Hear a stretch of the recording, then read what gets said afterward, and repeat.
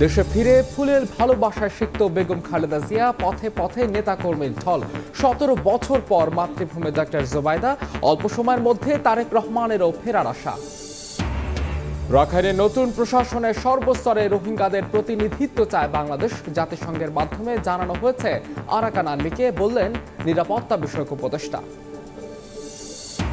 GPA ৫ পেয়েও ভর্তি যুদ্ধে পিছিয়ে এবার ঢাবি ভর্তি পরীক্ষায় ৯০% ফেল। অটোপাস, সংক্ষিপ্ত সিলেবাস কেন্দ্রিক পড়াশোনার কারণ, যুগোপযোগী কারিকুলামের পরামর্শ।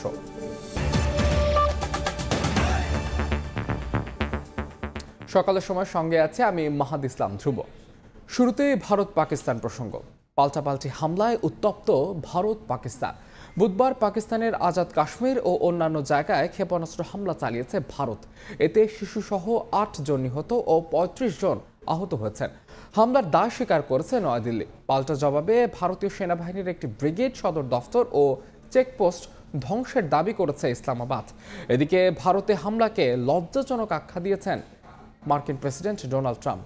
পাকিস্তানের প্রতিরক্ষা মন্ত্রী খাজা আসিফ সংবাদ মাধ্যম ARY নিউজকে জানিয়েছেন, বেসামরিকদের লক্ষ্য করে চালানো এ হামলা কাপুরুষোচিত। ভারতের ক্ষেপণাস্ত্র হামলাকে যুদ্ধের পদক্ষেপ উল্লেখ করে তীব্র নিন্দা জানিয়েছেন দেশটির প্রধানমন্ত্রী শাহবাজ শরীফ। সামাজিক যোগাযোগ মাধ্যম এক্সের এক পোস্টে তিনি বলেন, শত্রুকে কখনোই তার ঘৃণ্য উদ্দেশ্যে সফল হতে দেয়া হবে না। এদিকে পাকিস্তানি ভূখণ্ডে ভারতীয় ক্ষেপণাস্ত্র হামলাকে লজ্জাজনক বলে আখ্যা দিয়েছেন মার্কিন প্রেসিডেন্ট ডোনাল্ড ট্রাম্প। এটা খুবই লজ্জাজনক। আমরা ওভাল অফিসে ঢুকতেই খবরটা পেলাম। আমার মনে হচ্ছে কিছু মানুষ আগে থেকেই আঁচ করতে পেরেছিল যে কিছু একটা ঘটতে যাচ্ছে। অতীত ইতিহাস থেকে বিচার করলেই তা বোঝা যায়। তারা দশকের পর দশক ধরে লড়াই করছে, আসলে শতাব্দীর পর শতাব্দী ধরে। আমি শুধু আশা করি এটা খুব দ্রুতই শেষ হবে। আর টালমাটাল এ পরিস্থিতিতে গভীর উদ্বেগ প্রকাশ করেছেন জাতিসংঘের মহাসচিব আন্তোনিও গুতেরেস। হামলার দায় স্বীকার করেছে ভারত। এক বিবৃতিতে দেশটির সশস্ত্র বাহিনী জানায়, অপারেশন সিঁদুর নামের অভিযানে পাকিস্তানের বেশ কয়েকটি জায়গায় হামলা চালানো হয়েছে। ভারতীয় সেনাদের দাবি, এই হামলায় সশস্ত্র গোষ্ঠীর অবকাঠামো লক্ষ্য করা হয়েছে। পাকিস্তানের সেনা সদস্যদের ওপর কোনো হামলা চালানো হয়নি। হামলার পরপর ভারতীয় সেনাবাহিনী তাদের এক্স অ্যাকাউন্টে একটি পোস্ট করে জানায়, ন্যায় বিচার নিশ্চিত হয়েছে। দুই দেশের পাল্টাপাল্টি হামলার প্রভাব পড়েছে আকাশপথে। ভারতের পাকিস্তান সীমান্তবর্তী একাধিক শহরের বিমানবন্দর বন্ধ ঘোষণা করা হয়েছে। বাতিল করা হয়েছে অভ্যন্তরীণ ও আন্তর্জাতিক রুটের বহু ফ্লাইট। উত্তেজনা ছড়িয়ে পড়েছে ভারতের আকাশপথেও। সীমান্তবর্তী একাধিক শহরের বিমানবন্দর বন্ধ করে দিয়েছে দেশটির বিমান চলাচল কর্তৃপক্ষ। বাতিল হয়েছে অভ্যন্তরীণ ও আন্তর্জাতিক রুটের বহু ফ্লাইট। ভারতের একাধিক বিমান সংস্থা জানিয়েছে, জম্মু কাশ্মীর ও সীমান্তবর্তী রাজ্যগুলোতে ফ্লাইট চলাচল বন্ধ রয়েছে। এয়ার ইন্ডিয়া, ইন্ডিগো ও স্পাইস জেট সহ প্রধান এয়ারলাইন্সগুলো তাদের ফ্লাইট বাতিল ও রুট পরিবর্তনের ঘোষণা দিয়েছে। এয়ার ইন্ডিয়া জানায়, দুপুর পর্যন্ত জম্মু, শ্রীনগর, লেহ, যোধপুর, অমৃতসর, ভুজ, জামননগর, চণ্ডীগড় ও রাজকোটে তাদের সব ফ্লাইট বাতিল করা হয়েছে। পাশাপাশি অমৃতসরগামী 2টি আন্তর্জাতিক ফ্লাইট ঘুরিয়ে নেওয়া হয়েছে দিল্লি। এদিকে পাকিস্তানের পাঞ্জাবে ঘোষণা করা হয়েছে জরুরি অবস্থা। ভোররাতে মুখ্যমন্ত্রীর জারি করা আদেশে সব চিকিৎসক, স্বাস্থ্যকর্মী ও জরুরি বিভাগের কর্মীদের ছুটি বাতিল করা হয়েছে। প্রশাসনের কর্মকর্তাদের বলা হয়েছে অবিলম্বে কাজে যোগ দিতে। পাঞ্জাবের সব স্কুল, কলেজ, পাবলিক ও প্রাইভেট বিশ্ববিদ্যালয় আজ বন্ধ রাখার নির্দেশ দিয়েছে প্রাদেশিক সরকার। ইয়াসমিন অনন্যা, সময় সংবাদ।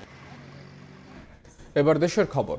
লন্ডনে 4 মাস চিকিৎসা নিয়ে দেশে ফিরে হাজার হাজার নেতাকর্মীর ভালোবাসায় সিক্ত হলেন বিএনপি চেয়ারপারসন বেগম খালেদা জিয়া। দলীয় প্রধানের প্রত্যাবর্তন ঘিরে বিমানবন্দর থেকে ফিরোজার পথে পথে ঢল নামে মানুষের। বেগম জিয়ার সঙ্গে এসেছেন 2 পুত্রবধূ। তারেক রহমানও অল্প সময়ের মধ্যে দেশে ফিরবেন বলে জানান ডাক্তার AZM জাহিদ হোসেন। মিজানুর রহমানের ক্যামেরায় আহমেদ সালহিনের রিপোর্ট।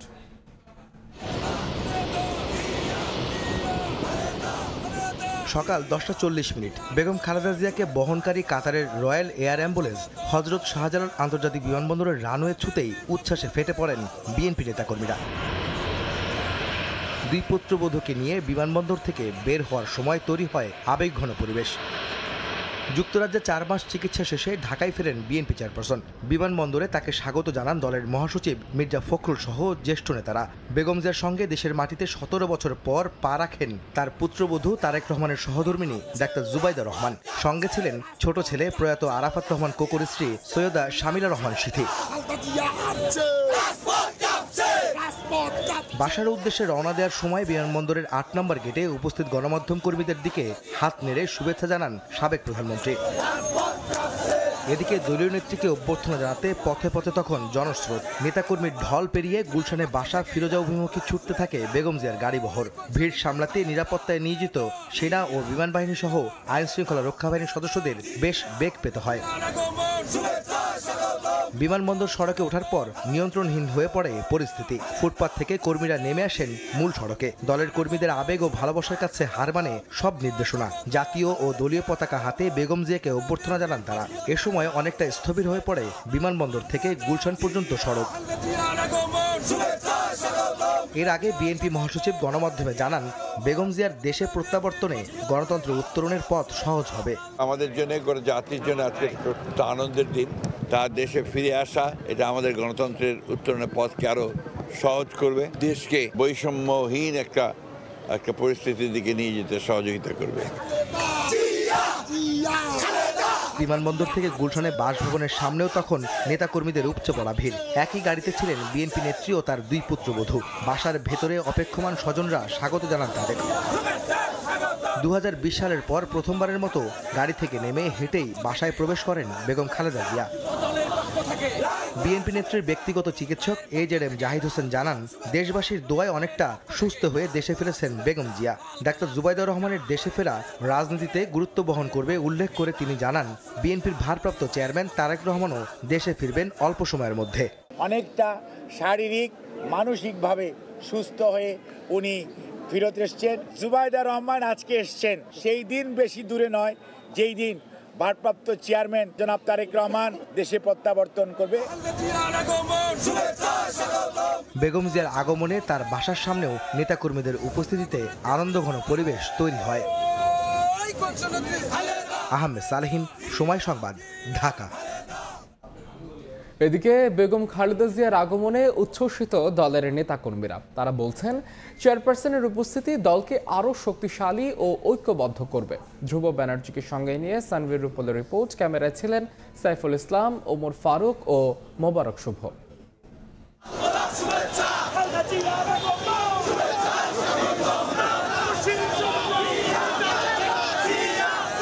হাতে হাতে প্ল্যাকার্ড, দলীয় ও জাতীয় পতাকা, মুখে স্লোগান। বিএনপির কর্মী সমর্থকদের সরব উপস্থিতিতে দিনভর মুখর ছিল হযরত শাহজালাল আন্তর্জাতিক বিমানবন্দর থেকে গুলশানের ফিরোজা পর্যন্ত। তীব্র রোদ গরম উপেক্ষা করে লাখো জনতার ঢল নামে ঢাকার রাজপথে। নেতাকর্মীদের আবেগমাখা অভূতপূর্ব এ উচ্ছ্বাস উল্লাস দলীয় প্রধান বেগম খালেদা জিয়া ও পরিবারের সদস্যদের বরণ করে নিতে। আমরা আসলে আবেগ আপ্লুত হইয়া তাকে এখন দেখার জন্য আসলে এই যে সকালে এত কষ্ট করে আসছি। আমি লন্ডন থেকে এখানে এসে রাজপথে দাঁড়িয়েছি তার জন্য। দলের নেতাকর্মীরা মনে করেন, নির্বাচন সামনে রেখে বিএনপিকে সুসংহত করতে গুরুত্বপূর্ণ ভূমিকা রাখবেন বেগম জিয়া। আমাদের সংগ্রাম চলমান। দেশনেত্রী বেগম খালেদা জিয়ার এই বাংলাদেশে প্রত্যাবর্তনের মাধ্যমে নিশ্চয়ই এটা আরো বেশি ত্বরান্বিত হবে। আজকের এই আগমন গণতন্ত্র প্রতিষ্ঠা পারবে। আমরা আশা করি সামনের রাজনীতি গণতন্ত্রের মুক্তি যেহেতু হয়েছে, গণতন্ত্রের এই ধারা অব্যাহত থাকবে। যাতে ওনাকে আল্লাহ দীর্ঘজীবী করেন এবং এই দেশের হাল ধরতে পারেন। বিমানবন্দর থেকে বেগম জিয়ার বাসভবন পর্যন্ত যেতে 3 ঘন্টার মতো সময় লেগে গেছে। সঙ্গে 2 ছেলের স্ত্রী সহ 14 জন সফর সঙ্গী। গাড়ির বহরের এই পুরোটা পথ অতিক্রম করতে হয়েছে সারা দেশ থেকে আসা নেতাকর্মীদের ভিড় ঠেলে। কখনো কখনো ভিড় সামাল দিতে বেগ পেতে হয়েছে আইন শৃঙ্খলা বাহিনীকেও। তবু প্রিয় নেত্রীকে এক নজর দেখতে পেয়ে চোখে মুখে ছিল প্রশান্তি। আমরা যাই কষ্ট করেছি, আমাদের নেত্রীকে দেখার পর আমাদের সকল ক্লান্তি চলে গেছে। তৃষ্ণার্ত চাতকের মতো চেয়েছিলাম, দেশ নেত্রী বেগম খালেদা জিয়া আসার পরে আমাদের হৃদয়ের পিপাসা মিটেছে। মা যখন সুস্থ হয়ে ঘরে ফিরে তখন সন্তানের যে খুশি থাকে, ঠিক ততটাই খুশি হয়েছে আমরা। চিকিৎসা নিয়ে দেশে ফেরার পর বেগম জিয়া সুস্থ শরীরে দেশ ও নেতাকর্মীদের আরও অনেক দিন আগলে রাখবেন এমন প্রত্যাশা বিএনপির কর্মীদের। সানভীর রূপল, সময় সংবাদ, ঢাকা। গৃহবধূ থেকে রাজনীতির মাঠ, সবখানে দৃঢ়তার প্রমাণ দিয়েছেন বেগম খালেদা জিয়া। রাজনৈতিক ক্যারিয়ারে নানা উত্থান পতনের মধ্য দিয়ে হয়ে উঠেছেন গণতন্ত্রের আপোষহীন কণ্ঠস্বর। দীর্ঘ 4 দশকের বেশি সময় ধরে বাংলাদেশ জাতীয়তাবাদী দলের হাল ধরে আছেন তিনি। তার রাজনৈতিক জীবন নিয়ে থাকছে এবারের প্রতিবেদন।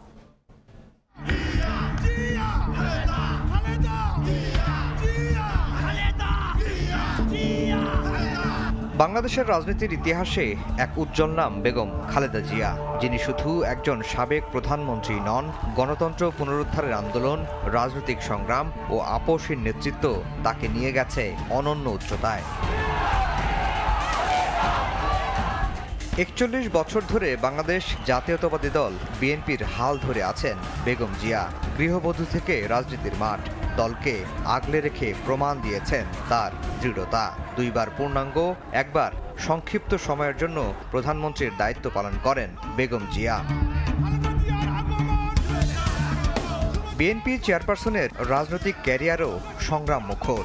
১১ সময় তাকে কারাবন্দী করা হলেও দেশ ও গণতন্ত্রের স্বার্থে আপোষ করেননি তিনি। পরবর্তীতে আওয়ামী লীগ সরকারের সময় দুর্নীতির মামলায় কারান্তরীণ করা হয় বেগম জিয়াকে। 5 আগস্ট রক্তক্ষয়ী জুলাই অভ্যুত্থানের পর মুক্তি পান বেগম জিয়া। দণ্ড হওয়া 2 মামলায় রাষ্ট্রপতির সাজা মওকুফ মেনে না নিয়ে আইনি লড়াইয়ের পথে হাঁটেন তিনি। পরে একে একে সব মামলা থেকে মুক্ত হন সাবেক প্রধানমন্ত্রী বেগম খালেদা জিয়া। রাজনৈতিক বিশ্লেষকরা মনে করেন, দীর্ঘ রাজনৈতিক জীবনে নানা উত্থান পতনের মধ্য দিয়ে বেগম জিয়া হয়ে উঠেছেন এক প্রতীক, যিনি কখনো আপোষ করেননি নিজের বিশ্বাস ও দলের আদর্শের সঙ্গে। আফজাল হোসেন, সময় সংবাদ, ঢাকা। দীর্ঘ 17 বছর পর দেশের মাটিতে পা রাখলেন তারেক রহমানের সহধর্মিণী জুবাইদা রহমান। মঙ্গলবার দুপুরে শাশুড়ি বেগম খালেদা জিয়ার বাসভবন ফিরোজা হয়ে সন্ধ্যায় যান রাজধানীর স্কয়ার হাসপাতালে। সেখানে চিকিৎসাধীন রয়েছেন তার মা সৈয়দা ইকবাল মান্দু বানু। মায়ের সঙ্গে সাক্ষাৎ শেষে জুবাইদা যান বাবার বাড়ি ধানমন্ডি 5 নম্বরের মাহবুব ভবনে। প্রায় ৮,০০০ কিলোমিটার আর ১২ ঘন্টার লম্বা যাত্রার পর আরও ৩ ঘন্টায় মানব স্রোত ঠেলে পৌঁছালেন বিএনপি চেয়ারপারসনের বাসভবন ফিরোজায়। এ যাত্রায় অবসান ঘটল ১৭ বছরের। নিজ মাতৃভূমিতে পা রাখলেন বিএনপির ভাইস চেয়ারম্যান তারেক রহমানের সহধর্মিণী ডাক্তার জুবাইদা রহমান। এদিন সন্ধ্যায় তিনি ছুটে যান রাজধানীর স্কয়ার হাসপাতালে, যেখানে ১.৫ যুগের অপেক্ষা এক মায়ের। অসুস্থ মা সৈয়দা ইকবাল মান্থ বানুকে দেখতে আসেন তারেক পত্নী। মায়ের সঙ্গে সাক্ষাৎ শেষে জুবাইদা রহমান যান ধানমন্ডির 5 নম্বরে তার বাবার বাড়ি মাহবুব ভবনে। জানা যায় সেখানেই অবস্থান করবেন তিনি। ২০০৮ সালের ১১ সেপ্টেম্বর স্বামী তারেক রহমানের সঙ্গে দেশ ছাড়েন ডাক্তার জুবাইদা রহমান। রাজনৈতিক পরিস্থিতির কারণে আর দেশে ফেরা হয়নি তার। এমনকি স্বামী মা সহ আয় বহির্ভূত সম্পদ অর্জনের অভিযোগে মামলা ও জরিমানা হয়েছে তার নামেও। ছাত্র জনতার অভ্যুত্থানে 5 আগস্ট আওয়ামী লীগ সরকারের পতনের পর ওই সাজা এবং জরিমানা স্থগিত করা হয়। মনির হোসাইন, সময় সংবাদ, ঢাকা। সকালের সময় আরও থাকছে, সরকার ব্যান্ডউইথ খরচ কমালেও গ্রাহকদের গুনতে হচ্ছে আগের মূল্যই। বৃহৎ 2 প্রতিষ্ঠান ফাইবার অ্যাট হোম ও সামিট গ্রুপ খরচ না কমানোর দাবি মোবাইল অপারেটরদের। রাখাইনের নতুন প্রশাসনের সর্বস্তরে রোহিঙ্গাদের প্রতিনিধিত্ব চায় বাংলাদেশ। জাতিসংঘের মাধ্যমে বিষয়টি আরাকান আর্মিকে জানানো হয়েছে বলে জানিয়েছেন নিরাপত্তা বিষয়ক উপদেষ্টা খলিলুর রহমান। মঙ্গলবার সন্ধ্যায় পররাষ্ট্র মন্ত্রণালয়ের সাংবাদিকদের তিনি বলেন, নতুন আসা রোহিঙ্গাদের ঘর দেয়ার বিষয়ে পরিবেশ ও পরিস্থিতি বিবেচনায় রেখে সিদ্ধান্ত নেওয়া হবে। একই স্থানে পাকিস্তানের পররাষ্ট্রমন্ত্রীর সঙ্গে ফোনালাপ নিয়ে কথা বলেন পররাষ্ট্র উপদেষ্টা তৌহিদ হোসেন। জোরের সাথে আরাকান আর্মিকে জানিয়েছি। তাদেরকে আমরা যে কয়েকটি কথা জাতিসংঘের মাধ্যমে জানিয়েছি, সেগুলো হচ্ছে, আমরা আরাকান যে নতুন প্রশাসন তৈরি হচ্ছে তার সকল স্তরে রোহিঙ্গাদের দেখতে চাই। যদি সেটা তারা না করেন, এটা হবে এথনিক ক্লিনজিং বা জাতিগত নিধনের একটা নিদর্শন, যেটা আমরা কোনোভাবেই সমর্থন করতে পারি না। আমি শুধু বলেছি যে আমরা আসলে চাই যে শান্তি বহাল থাকুক। আমরা উত্তেজনা প্রশমনে যে কোনো যেন ব্যবস্থা নেওয়া হয় এবং কোনো ধরনের কোনো উত্তেজনা বৃদ্ধিতে যেন কোনো ধরনের কোনো ঘটনা না ঘটে, এটাই আমাদের প্রত্যাশা। আমরা চাই যে আলাপ আলোচনার মাধ্যমে যে কোনো সমস্যার সমাধান হয়। এসএসসি ও এইচএসসি উভয় পরীক্ষায় জিপিএ 5 পেয়েও ঢাকা বিশ্ববিদ্যালয়ে ভর্তি পরীক্ষায় অকৃতকার্য হয়েছে প্রায় 2 লাখ শিক্ষার্থী। ভর্তির সুযোগ পাওয়া তো দূরের কথা, ন্যূনতম পাশ নম্বরও তুলতে পারেনি মানবিক ও বিজ্ঞান ইউনিটের 90%। বিশেষজ্ঞরা বলছেন অটোপাস ও সংক্ষিপ্ত সিলেবাসে ফলাফল কেন্দ্রিক পড়াশোনার কারণে জিপিএ 5 পেলেও প্রতিযোগিতায় ছিটকে পড়ছে শিক্ষার্থীরা। আর যুগোপযোগী কারিকুলাম প্রণয়নের পাশাপাশি সমস্যা উত্তরণের উপায় খুঁজছে বোর্ড। শাকির রহমান আহমেদের রিপোর্ট।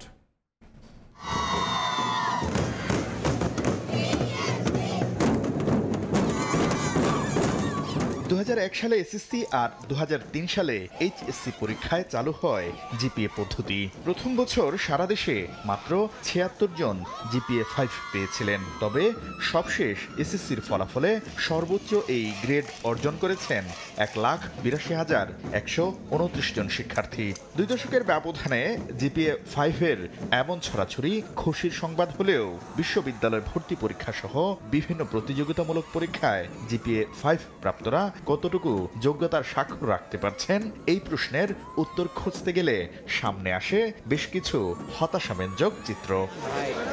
2024-25 শিক্ষাবর্ষে ঢাকা বিশ্ববিদ্যালয়ের বিজ্ঞান ইউনিটের পাশাপাশি কলা, আইন ও সামাজিক বিজ্ঞান এই 2 ইউনিটে মাধ্যমিক ও উচ্চ মাধ্যমিকে জিপিএ 5 পাওয়া 1,33,561 জন পরীক্ষায় অবতীর্ণ হন। এর মধ্যে 1,21,000 জিপিএ 5 পাওয়া শিক্ষার্থী অকৃতকার্য হয়েছেন।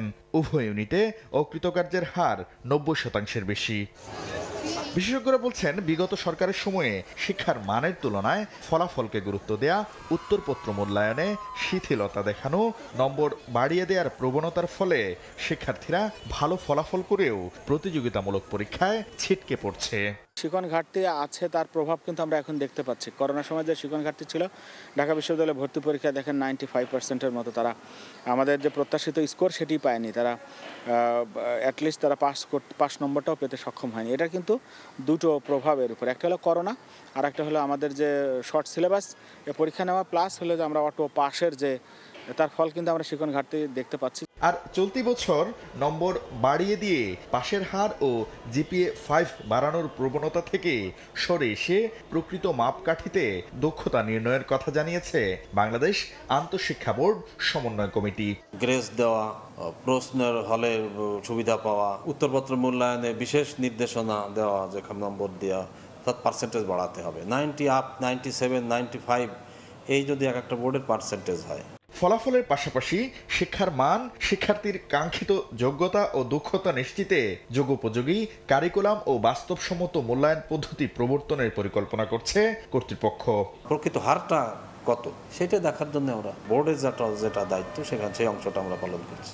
শাকির আহমেদ, সময় সংবাদ, ঢাকা।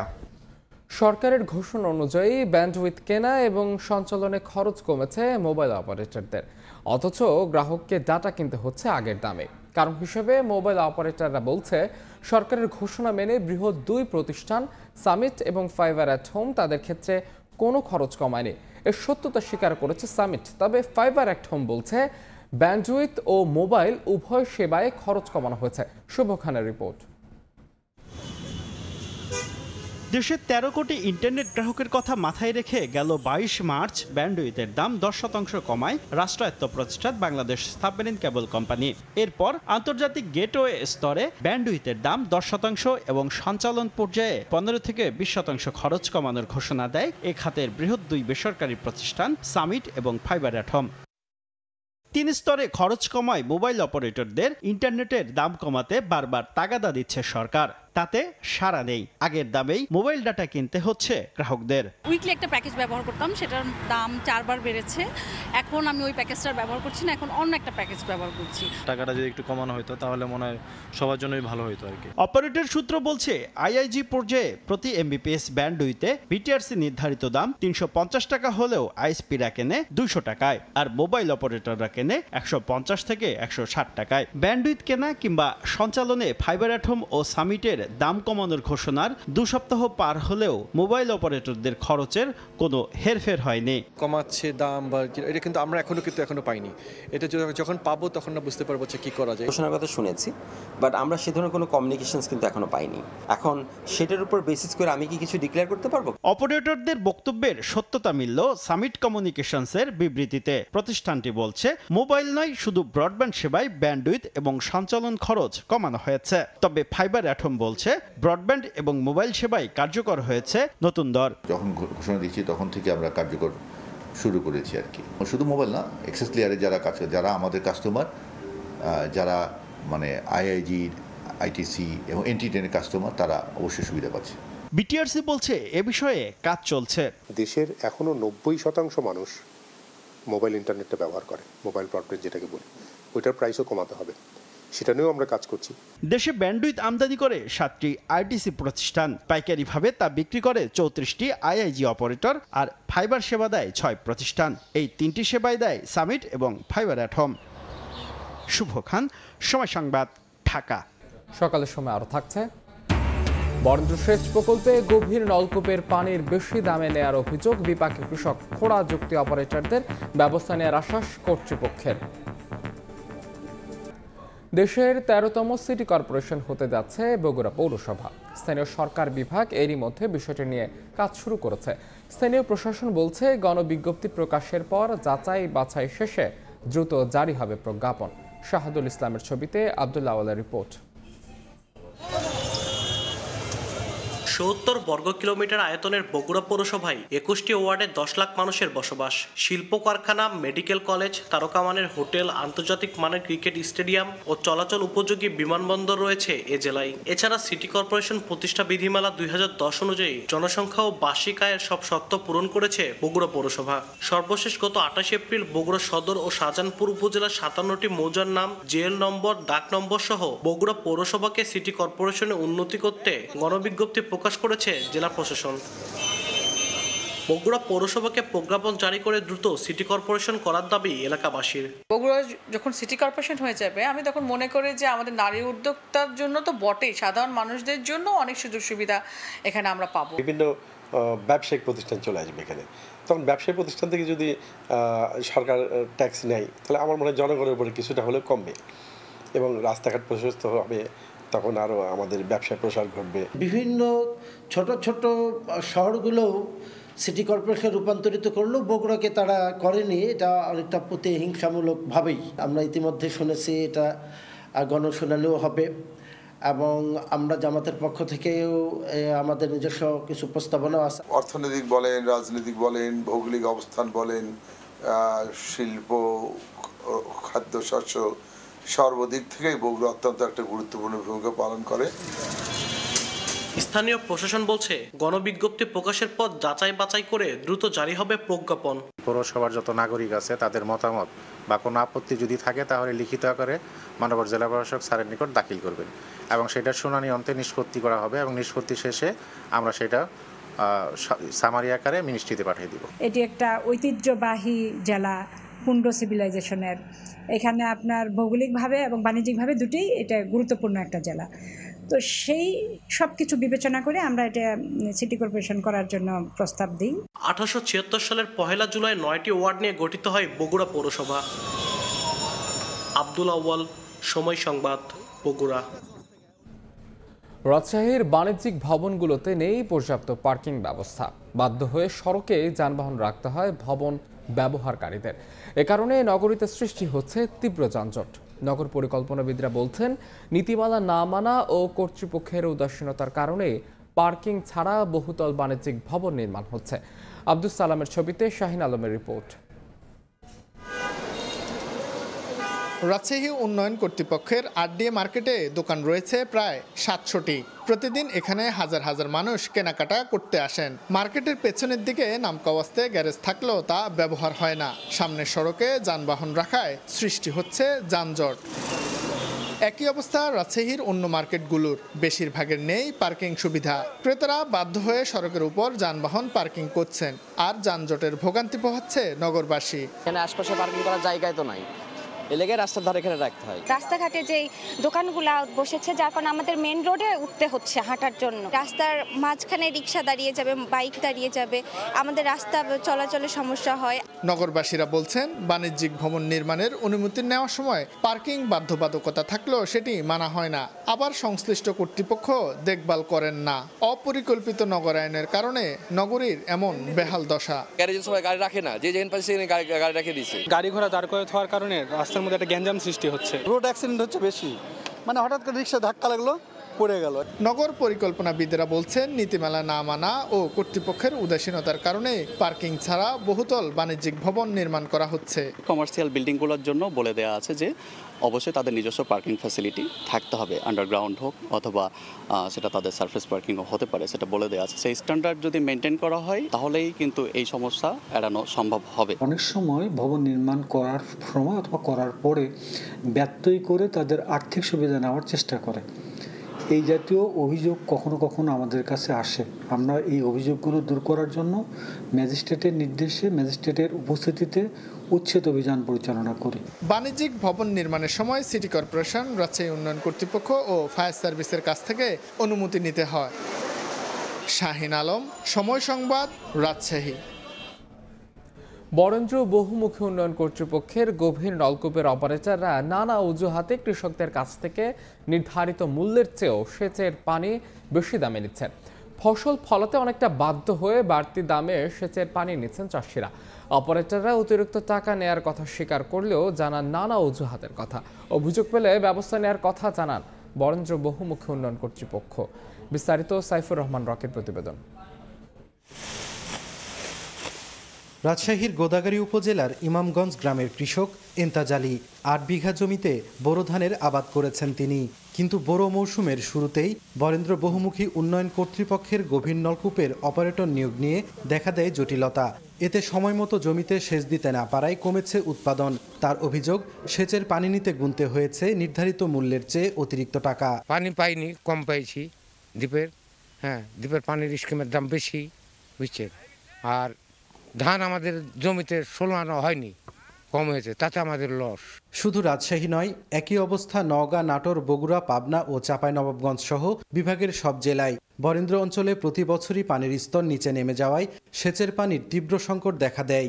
এ কারণে বরেন্দ্র বহুমুখী উন্নয়ন কর্তৃপক্ষ প্রায় ৯,০০০ গভীর নলকূপ স্থাপনের মাধ্যমে কৃষকদের সেচের পানি সরবরাহ করে। তাদের বেঁধে দেয়া রেট অনুযায়ী প্রিপেড কার্ডের মাধ্যমে প্রতি ঘন্টায় সেচের জন্য খরচ হয় ১২৫ টাকা। কিন্তু গভীর নলকূপের অপারেটররা নানা অজুহাতে কৃষকদের কাছ থেকে হাতিয়ে নিচ্ছেন বাড়তি টাকা। অভিযোগ আছে, অপারেটররা বিঘা প্রতি ৫০০ থেকে ১,০০০ টাকা বেশি নিয়ে চুক্তিভিত্তিতে সেচের পানি দিচ্ছেন। ৫০০ টাকাটা কিসের নিল বুঝছে, আমরা ডিপ চালাচ্ছি, অনেক অজুহাত দেখায় যে ডিপ টাকা দিলে মেলা এরকমই ঝামেলা। আমি যদি আগে টাকা দিতে আমার পানি আগে গেল, আমি যদি পরে টাকা দিতে পরে সিরিয়াল পাবো আমি পানির। আমার থেকে যেটা ভাই চাবে আমরা সেটা দিতে বাধ্য, সরকার রেট অনুযায়ী কোনো ইয়ে নাই। বরেন্দ্র অঞ্চলের গভীর নলকূপের দায়িত্বে থাকা অপারেটররা অতিরিক্ত টাকা নেয়ার কথা স্বীকার করলেও জানান নানা অজুহাতের কথা। ডিপ ঠিক বাবদ টাকা নেওয়া হয়েছে, আপনার 200 টাকা করে বিঘা প্রতি নেওয়া হয়েছে। আপনার ওই মিটার নষ্ট হয়ে গেছিলো, মিটার ঠিক করা হয়েছে। আর আপনার ওই এর আগে আপনার তার পুড়ে গেছিলো বলে বাবদ টাকা নেওয়া হয়েছে। কৃষকরা এটা তার নিজস্ব কার্ডে পানি দিচ্ছে, আমরা ড্রাইভার হিসেবে এখানে সিরিয়াল দিচ্ছি। সিরিয়ালে ঘন্টা প্রতি তারা আমাদেরকে 10 টাকা করে দেয়। তদন্ত করে প্রয়োজনীয় ব্যবস্থা নেয়ার কথা জানায় কর্তৃপক্ষ। কেউ বেশি যদি সেচ চার্জ নেওয়ার চিন্তা ভাবনা করে সঙ্গে সঙ্গে তারা আমাদেরকে জানায় এবং আমরা বরেন্দ্র বহুমুখী উন্নয়ন কর্তৃপক্ষের পক্ষ থেকে আমরা সেই স্পটে যেয়ে সেই প্রবলেমটা আমরা সমাধান করার চেষ্টা করি।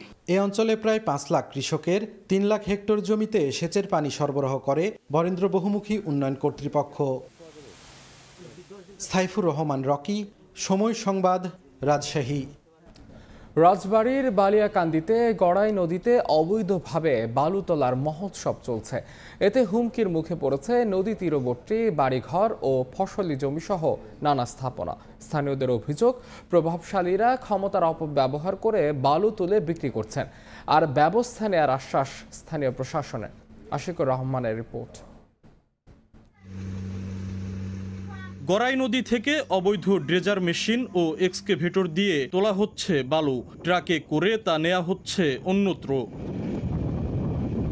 এ চিত্র রাজবাড়ীর বালিয়াকান্দি উপজেলার নারুয়া ও জামশাপুর মৌজার। এলাকাবাসীর অভিযোগ, বালুমহাল না থাকলেও ক্ষমতার অপব্যবহার করে বালু তুলছেন প্রভাবশালীরা। ভাঙন কবলিত ওই এলাকা থেকে বালু তোলায় প্রতি বছরই বাড়ছে ভাঙনের পরিধি। নদীগর্ভে বিলীন হচ্ছে ভাঙন রোধে ফেলা পানি উন্নয়ন বোর্ডের লাখ লাখ টাকার বালু ভর্তি জিও ব্যাগ। নদীর থেকে বালুটা নিচ্ছে, এটা সম্পূর্ণ অবৈধ। কেউ কিছু বলতেছে না। আমরা এমনি ভাঙনকৃত মানুষ, তারপরে বালু কাটার কারণে আরো আতঙ্কিত থাকি যে কখন যিনি ভাঙে চলে যাবেন। ইউনিয়ন ভূমি কর্মকর্তা বলছেন, মাগুরার শ্রীপুর উপজেলার ঘোষিয়াল বালুমহাল ইজারা নিয়ে বালিয়াকান্দির সীমানায় এসে বালু তুলছে প্রভাবশালীরা। আমরা সরেজমিনে গিয়ে দেখতে পাই যে তারা বালুমহলটি যেখান থেকে কার্যক্রম চলমান রেখেছে সেটা আমাদের মধ্যেই পড়ে, জামশাপুরের মধ্যেই পড়ে, আমাদের নারো ইউনিয়নেরই জায়গা। অবৈধভাবে বালু তোলা বন্ধের আশ্বাস উপজেলা নির্বাহী কর্মকর্তার। অতি দ্রুত শক্ত ব্যবস্থা নিব আমরা, জরিমানা সহ অন্যান্য যা আমাদের করার এগুলো আমরা করি। গড়াই নদীর নারুয়া ও জামশাপুর মৌজা থেকে দৈনিক গড়ে অন্তত 50,000 ঘনফুট বালু তোলা হচ্ছে। আশিকুর রহমান, সময় সংবাদ, রাজবাড়ী। মাত্র একজন অস্থায়ী চিকিৎসক ও কিছু অস্থায়ী জনবল দিয়ে খুঁড়িয়ে খুঁড়িয়ে চলছে পাবনার মা ও শিশু কল্যাণ কেন্দ্রের চিকিৎসা সেবা। জেলার প্রাচীনতম এই হাসপাতালে জনবল কাঠামো ও চিকিৎসা পদ্ধতি আধুনিকায়ন না হয় কাঙ্ক্ষিত সেবা থেকে বঞ্চিত হচ্ছেন রোগীরা। সবুজ মোল্লার রিপোর্ট। প্রান্তিক পর্যায়ে প্রসূতি সেবা দিতে পাবনার পৌর এলাকার গোবিন্দা মহল্লায় প্রতিষ্ঠা করা হয় মা ও শিশু কল্যাণ কেন্দ্র। কিন্তু ব্রিটিশ আমলে প্রতিষ্ঠিত সরকারি এই হাসপাতালটির ভাগ্য বদলায়নি আজও। স্থানীয়ভাবে ডেলিভারি হাসপাতাল নামে পরিচিত এই হাসপাতালটিতে স্থায়ী পদ রয়েছে 7টি। তার মধ্যে প্রহরী, পরিচ্ছন্ন কর্মী ও নিরাপত্তা কর্মী 3 জন। সেবাকর্মীদের কোনো পদেই স্থায়ী লোকবল নেই, শুধু একজন চিকিৎসক রয়েছেন অতিরিক্ত দায়িত্বে। এতে মিলছে না প্রত্যাশিত চিকিৎসা সেবা। এক সময় এই হাসপাতালটিতে মাসে 300টির বেশি নর্মাল ডেলিভারি হতো। বর্তমানে জনবল ঘাটতি থাকার কারণে চিকিৎসা সেবা নিতে আসছেন না বেশিরভাগ মানুষ। এতে ডেলিভারির সংখ্যা বর্তমানে দাঁড়িয়েছে প্রায় 50টি। শিশু বিশেষজ্ঞ পদ না থাকায় ঝুঁকির মুখে সেবা প্রত্যাশীরা। গুরুত্বপূর্ণ আল্ট্রাসোনোগ্রাম মেশিনও নেই। আরেকটা ডাক্তার হলে ভালো হয়। একজন ডাক্তার উনি কতটিকে দেখবে? চিকিৎসক থাকে না সবসময় এবং ঔষধের ঘাটতি আছে। আমাদের স্টাফ খুবই কম এখানে, রোগীর থেকে স্টাফ কম। একজন শিশু ডাক্তার হলে আমাদের সবচেয়ে বেশি ভালো হয়, আর সার্বক্ষণিক ডাক্তার লাগবে আমাদের। হাসপাতালটিতে পর্যাপ্ত জনবল না থাকায় জেলার সদর হাসপাতালে পাঠানো হয় রোগীদের, জানালেন অতিরিক্ত দায়িত্বে থাকা চিকিৎসক। ডেলিভারির পর কিছু বাচ্চা যেগুলো সমস্যা হয় সেগুলো দেখানোর জন্য আমাদেরকে সদরে রেফার করতে হয়। যদি এখানে একজন পেডিয়াট্রিশিয়ান ডাক্তার যদি থাকতো তাহলে তাদেরকে রেফার করা লাগতো না, তারা এখানে সেই সার্ভিসটা নিতে পারতো। পাবনা মা ও শিশু কল্যাণ কেন্দ্রে 30টি শয্যা রয়েছে। সবুজ মোল্লা, সময় সংবাদ, পাবনা। জট খুলেছে বগুড়ায় মাদ্রাসা শিক্ষার্থী সিফা মৃত্যুর রহস্যে। আত্মহত্যা নয়, ধর্ষণের পর হত্যা করা হয়েছে তাকে। এই ঘটনার শিকার বাবা বাদী হয়ে সদর থানায় অজ্ঞাতদের আসামি করে মামলা করেছেন। জড়িতদের গ্রেফতার করে বিচার নিশ্চিতের দাবি স্বজনদের। পুলিশ বলছে শীঘ্রই এ মামলার রহস্য উন্মোচন করতে চান তারা। শাহাদুল ইসলামের ছবিতে আব্দুল্লাহ আওয়ালের রিপোর্ট।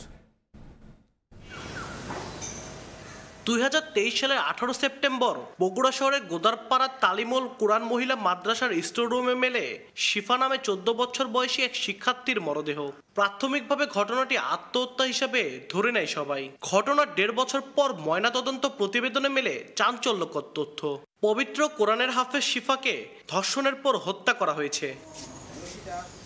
শিফার মৃত্যুর পর একটি অপমৃত্যু মামলা হয় থানায়, কিন্তু দীর্ঘ সময় পর গত 18 মার্চ ময়নাতদন্ত প্রতিবেদন আসে পুলিশের হাতে। পুলিশ জানায় প্রতিবেদনে শিফাকে ধর্ষণের পর হত্যার কথা উল্লেখ করা আছে। 25 মার্চ শিফার পরিবারের পক্ষ থেকে একটি মামলা নেয় পুলিশ। তবে এখনো এ ঘটনায় কাউকে শনাক্ত বা গ্রেপ্তার করা যায়নি।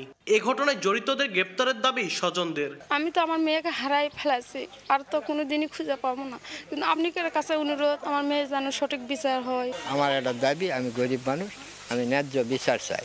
শিফার মৃত্যুর পর 2023 সালেই মাদ্রাসাটি রহস্যজনকভাবে বন্ধ করে দেয় কর্তৃপক্ষ। তবে প্রতিষ্ঠানটির পরিচালকের দাবি, শিফার মৃত্যুর সঠিক বিচার চান তারাও। প্রকৃত যে দোষী দোষ করে থাকে তার সুষ্ঠু তদন্ত বিচার হোক, এটা আমরা চাচ্ছি। ঘটনা তদন্ত চলছে, পুলিশ বলছে শীঘ্রই এ মামলার রহস্য উন্মোচন করতে চান তারা। আমরা একজন তদন্তকারী কর্মকর্তা নিয়োগ করছি এবং নিয়মিত মামলা হিসাবে সেটা এজাহার হিসাবে গ্রহণ করছি। ভাবছি যে এই মামলাটাকে আমরা আমাদের যে ডিবিতে আছে, ডিটেকটিভ ব্রাঞ্চ দক্ষ যে তদন্তকারী অফিসার, সেটা দ্বারা আমরা তদন্ত করাবো। নিহত শিফা বগুড়ার দুপচাচিয়া উপজেলার পোথারটি গ্রামের বাসিন্দা ছিল। আব্দুল আউয়াল, সময় সংবাদ, বগুড়া। যশোরের চৌগাছায় আসামি ধরতে গিয়ে ওসি সহ পুলিশের 7 সদস্য হামলার শিকার হয়েছে। তাদের মধ্যে একজনকে হাসপাতালে ভর্তি করা হয়েছে।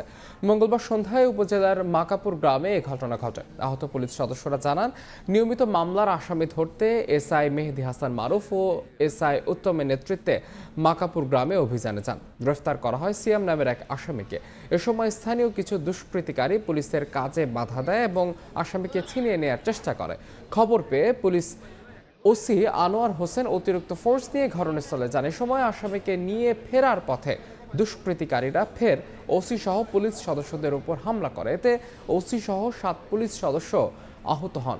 তাদের মধ্যে এএসআই লাভলু গুরুতর আহত হয়, তাকে উপজেলা স্বাস্থ্য কমপ্লেক্সে ভর্তি করা হয়েছে।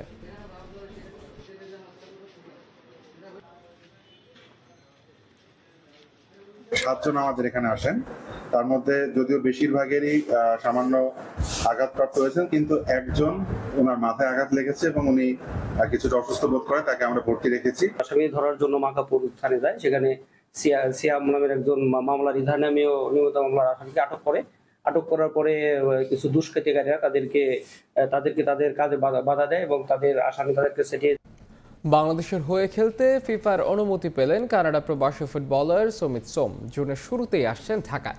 লাল সবুজের জার্সিতে 10 জুন সিঙ্গাপুরের বিপক্ষেই অভিষেক হচ্ছে তা নিশ্চিত করেছেন বাফুফের সহসভাপতি ফাহাদ করিম। জন্ম নিবন্ধন, বাংলাদেশি পাসপোর্ট ও কানাডিয়ান সকার অ্যাসোসিয়েশনের ছাড়পত্র আগেই পেয়েছিলেন। এবার তাকে অনুমোদন দিয়েছে ফিফার প্লেয়ার স্টেটমেন্ট কমিটি।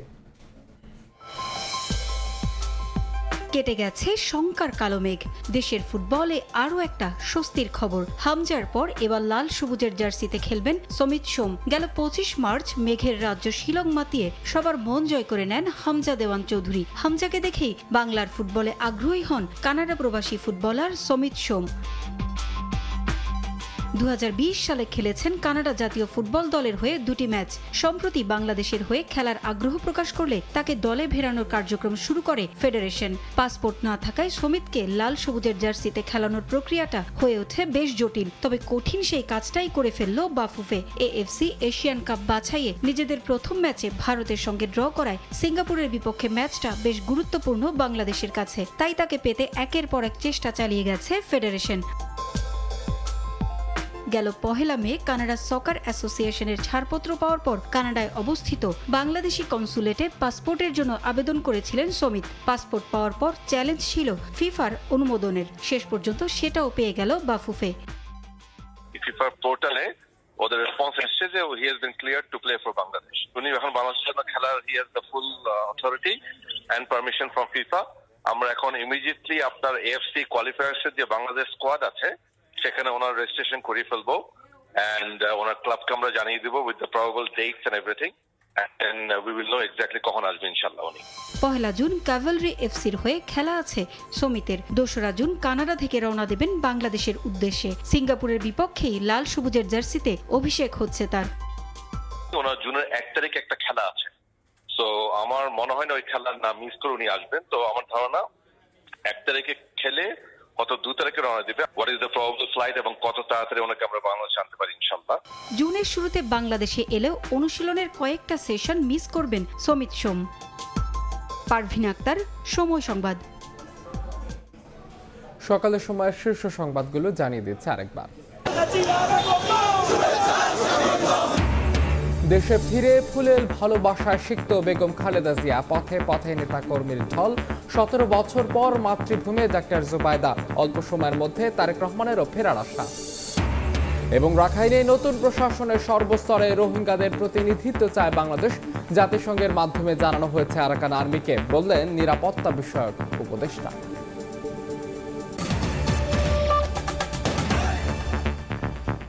এই ছিল সকালের সময়, সঙ্গে থাকুন সময়।